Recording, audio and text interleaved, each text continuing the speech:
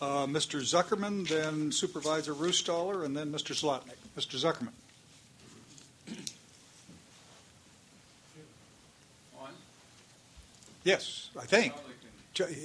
Hit the microphone, Tom, just to see. Why don't you sit right up here? I can talk with her if I can. No, because we're broadcasting this stuff, and we've got to get you on a mic so they can pick you up and send you out to Timbuktu. And I'll spend much more time here if I'm comfortable. Could you bring a harder chair up, please? I'm going to be very brief. There are two items on your agenda today that I wanted to talk about. One is agenda item 8 was the report from the State Board on the proceedings in the South Delta.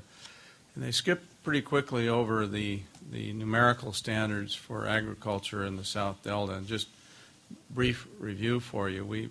Back in early 60s, early 70s, I participated in hearings where we had extensive testimony as to what water quality was necessary to protect the beneficial uses of agriculture in the Delta. And the South Delta was a little bit worse water quality than the Central Delta because of water table and soil conditions and so forth. But I think those standards were very carefully considered, and it had a 0.7 standard basically during the irrigation season in the South Delta, except in extreme situations, and then it relaxed to 1 point later after the irrigation season was largely over. There's an effort now based upon what I think is inappropriate science to modify those up to a higher standard, and it's been a bit of an embarrassment to the projects in the intervening years because they've had a difficult time meeting that standard because of the way they operate with lower flows in the San Joaquin River, higher water quality being generated by the drainers and so forth. Which elements are being subject? If you look in attachment 1, agenda item 8, it's the draft Delta Southern Agricultural Water Quality. This is the appendix. No, it's not K. It's well, in mine attachment 1. Got it. Okay, and you look in the right-hand column, like 2 columns, and now everything is going to be 1.0 all the time for those stretches of the river that are mentioned there. I don't think that's supportable from agriculture. I think the science that they've used doesn't consider the situations next to the river where these lands are being actually irrigated from the river, doesn't consider the water table, doesn't consider the leaching fractions that are appropriate to those types of soils. And that will be an item of some controversy before the board. And I just didn't want that to be skipped over here today without you realizing that that was a matter of some controversy. The other thing I wanted to mention was I did actually attend the meeting of the Independent Science Board last week. And the only reason I rise to make a point on it is I'm not sure it was emphasized, the substance of this memo was really emphasized correctly in the presentation to you. The problem is that, science is supposed to help drive this process. And if the scientists are submerged into this process to such a point underneath the governing structure that isn't forced to deal with the issues, the science is not going to drive the situation.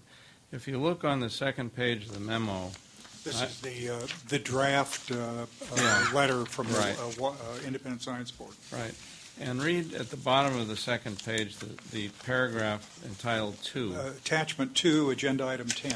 Yeah, I'm not going to reread it, but I think that the substance of that memorandum is really contained in that particular paragraph. And I mention it to put it in this context. This is the governance of the BDC piece, whatever it is, the Bay Delta Conservation Plan. It gets subsumed at some point if it passes muster within your Delta plan.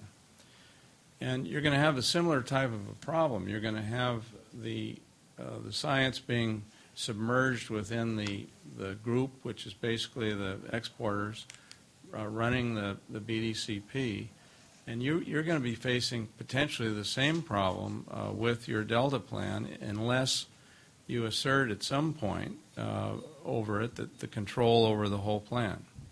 And I've raised this issue with you before when we talked about governance of the BDCP, we talked about financing of the BDCP, and we talked about legal representation. I just mentioned that again to bring it to your attention that there's only got to be one cook in the kitchen when this thing gets done.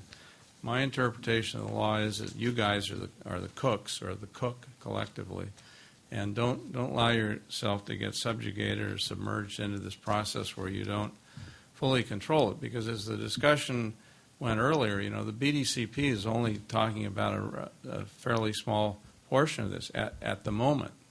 They're not talking about all the things you have to consider in terms of reduced reliance on the Delta, about developing other demand reduction, other demand increments, and so forth all over the state.